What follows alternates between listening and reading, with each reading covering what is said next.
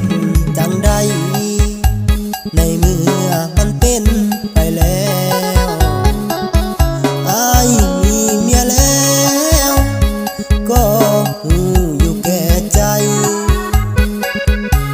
บ่อยากเลือกเมียบ่อยากเสียน้องสิเฮ็ดจังใดถ้าอายเลือกได้ขอเลือกน้องทั้งสองคนถ้าอายเลือกเมียก็ต้องเสียน้องคนที่หักใจมันลำบากคิดหนักวุ่นวายสับสนแต่ว่าตอนนี้อยากเก็บไว้ในใจสองคนอายหักหน้ามนเมียอายก็หักคือกันสองใจสองทางบ่อยากเสียนางบ่อยากเสียเมียลอยมาขอเคลียร์สองคนเฮาเข้าใจกันถ้าเมียอายหูคงจบแล้วความสัมพันธ์หากขาดสะบั้นฝันคงสิ้น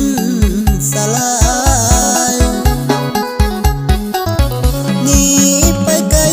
เคียอยากเลือกทั้งเมียอยากเลือกทั้งน้อง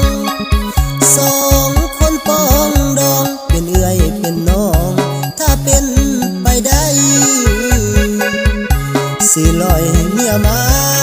ไปหาน้องบ่ต้องน้อยใจหักเมียเท่าใดอายก็หักน้องเจ้าเท่านั้น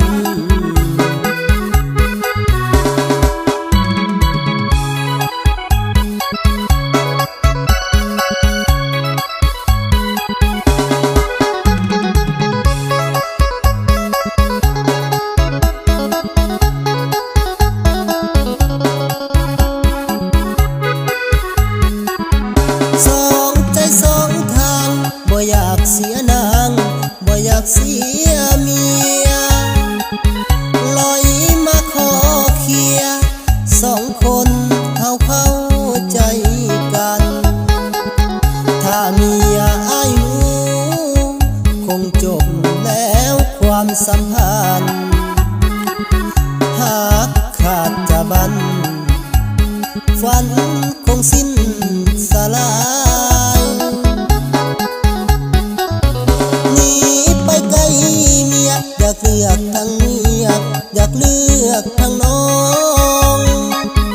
สองคนปองดองเป็นเอื้อยเป็นน้องถ้าเป็นไปได้สิลอยเมียมาไปหาน้องบ่ต้องน้อยใจหักเมียเท่าใด